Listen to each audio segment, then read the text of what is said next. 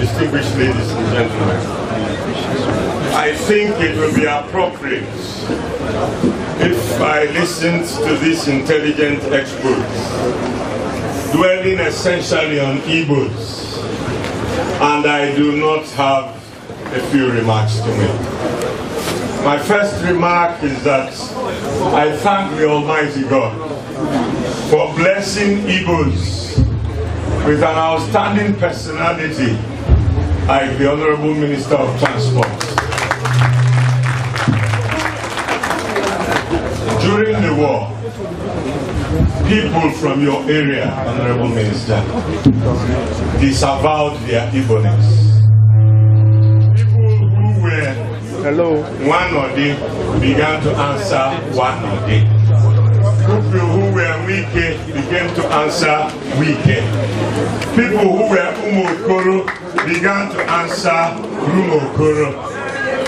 But the Amechis didn't change. I guess it wasn't changing.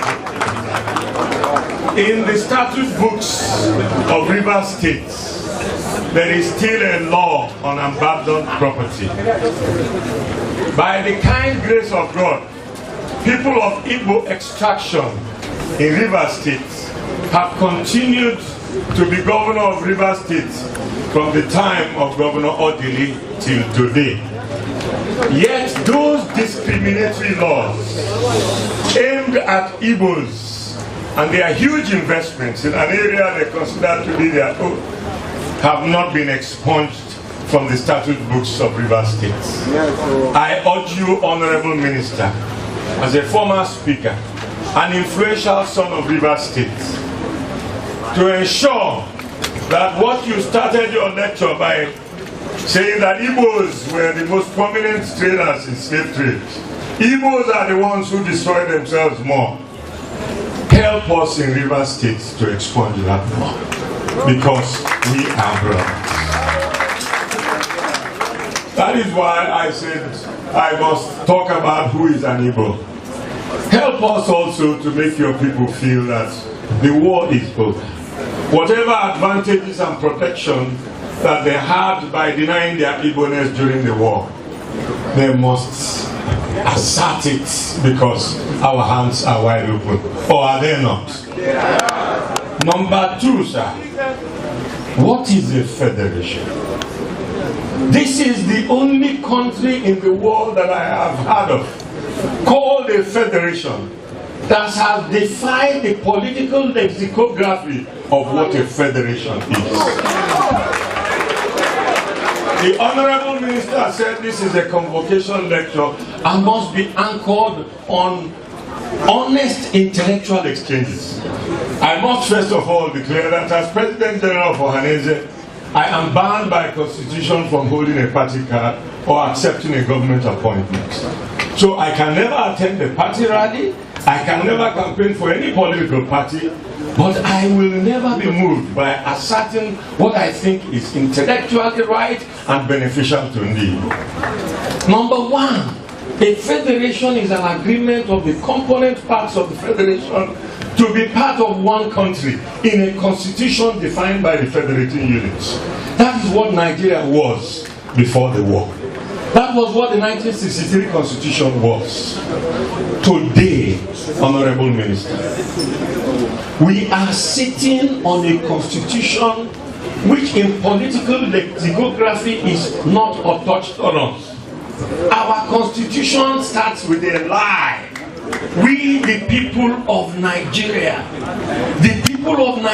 never wrote this constitution. It was written by a group of people and promulgated by a legislature. I don't want claps. We're exchanging ideas, and I want to convince the minister so that he can be part of the vanguard for this change. It was enacted into law by a group of army officers who saw the exercise of constitution making as an instrument of war booty. Consequently, the population indices of Nigeria were turned upside down. If you go to the British Museum and read the British census of Nigeria, up to the time of our independence. The demographic characteristics today is completely different. We have now a modern technology by which Google can count the number of people in Nigeria. Nobody wants to use it. We have never counted Nigeria giving indices of tribe or religion. It has been refused by the National Population Commission up till today. How can you really know who composed the federation if you don't distinguish their characteristics?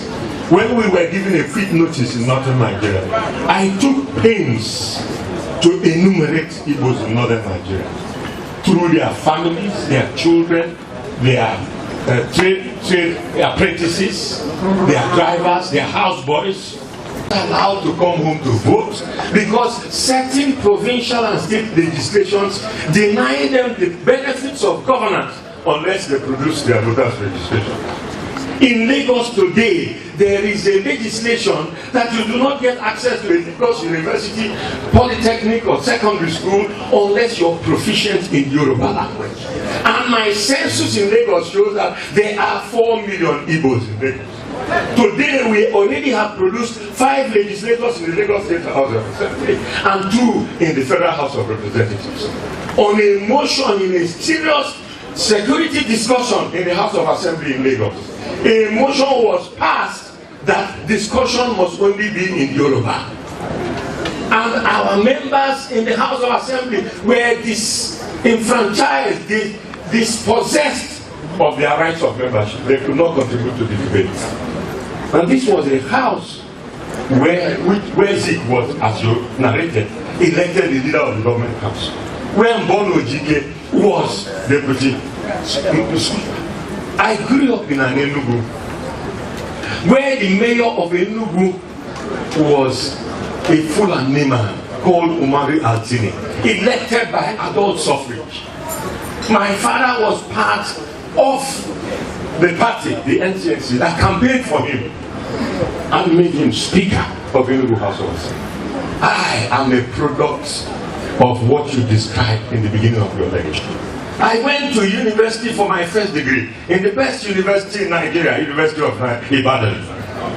And I became president of Students' Union in Ibadan, in a university which had 65% Yoruba population. In spite of the fact that my opponent sang in Yoruba, Tiwa Tiwa o, Jeka Wole o, Jeka Wole, Adeboro, Otiwole, inciting his people that our own is our own. But the Yorubas defied the tribal incitement and voted overwhelmingly for me. I should be an apostle of what you preach.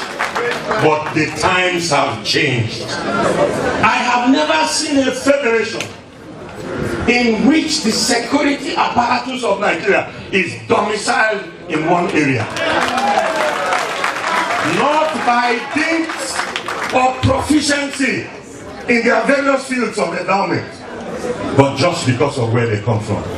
And even that kind of appointment has reduced the state of our security. I have never been in this country since my 66 years and seen people killed in the way they are killed in this country, with impunity.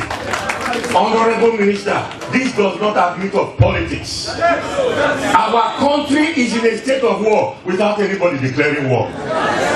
Not one person from Boko Haram has been imprisoned in Nigeria. Not one Fulani headsman is before our courts. If you don't ascribe to this, I will not agree that people should join a national movement, as you said. If the federal government of Nigeria is not prepared to show its Nigerianness in the way security is managed in our country, something is fundamentally wrong. If our constitution is not revisited in a manner in which every part of the country feels a sense of belonging, we are perpetuating military hegemony of this country because they are the ones that wrote the constitution. Finally, Honorable Minister, I congratulate you for what you have been doing in the Ministry of Transport with regard to railway development. Never before has it been confronted in the way you are confronting. I'm live. You are telling me. You must take credit for it. But with due honesty, some of your presentations here were inaccurate. The railway lines that you described that traverse the southeast, some of them are on standard gauge, some of them are on the old steady gauge. Some of them that were supposed to have been contracted to General Electric has nothing happening there. Absolutely nothing. Honorable Minister, fight for us. We are the ambassadors of true Nigerian nationhood. Every Igbo man lives in every part of Nigeria. The meaning of Nigeria is nothing without the Igbo man. We built a school in Jos. Your Highness, you know that, St. John's. We built it in Jos. We built a tomato puree industry in Sokoto. We built a university in Ondo State, Ogun State. We are the people who really talk about Nigeria. If you go to Lagos, at least 40% of the property there were built by Igbos. If you go to Abuja, at least 40% of the property there were built by Igbos. There is no state of Nigeria you go to after the indigenous population. The next highest population are Igbos. So whether we voted left or right, our behavioral pattern, our investment pattern has shown that we have confidence in Nigeria. Nobody will build where he doesn't feel belongs to him. So I please beg you that this interaction, I am extremely proud that a man like you of Igbo extraction at 34 became a legislator. Two-time legislator and speaker 2 times. And uncowed by the vicissitudes of Nigerian politics, you stood on very firm grounds and sprung to the height that you are today. I wish one day you can become the Igbo president. Honorable Minister, don't be shy of speaking up for us, because we are more Nigerian than those who pretend to be Nigerian. Thank you. Thank you very much.